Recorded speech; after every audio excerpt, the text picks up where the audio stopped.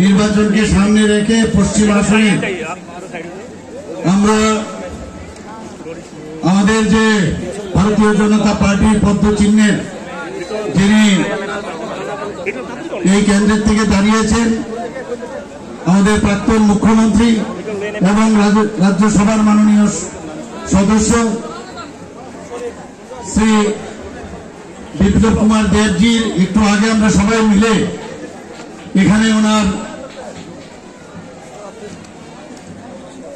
যে আজকে আমরা নমিনেশন সাবমিট করলাম সেই উপলক্ষে আমাদের মাঝে হরিয়ানার মাননীয় মুখ্যমন্ত্রী এবং হরিয়ানার প্রাক্তন মুখ্যমন্ত্রী এবং আমাদের মাঝে আমাদের ত্রিপুরা প্রদেশ বিজেপির মাননীয় সভাপতি এবং আমাদের বিপ্লবজি আমাদের সাথে আছেন এবং ফরিদা যাকে আপনারা সবাই চিনেন ফরিদা আমাদের সাথে আছে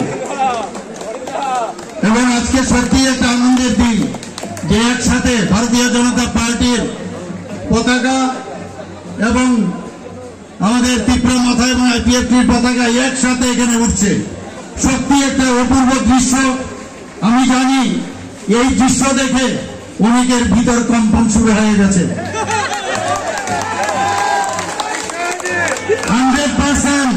100% এর জিত। আর এই জিত কার? আমাদের যশস্ব প্রধানমন্ত্রী নরেন্দ্র মোদীজি টার্গেট দিয়েছেন 307। আমি জানি না কি দাঁড়াবে ভারতীয় জনতা পার্টি, 307 নাকি একাই 370 নাকি একদম 400 চলে যাবে আমি জানি না।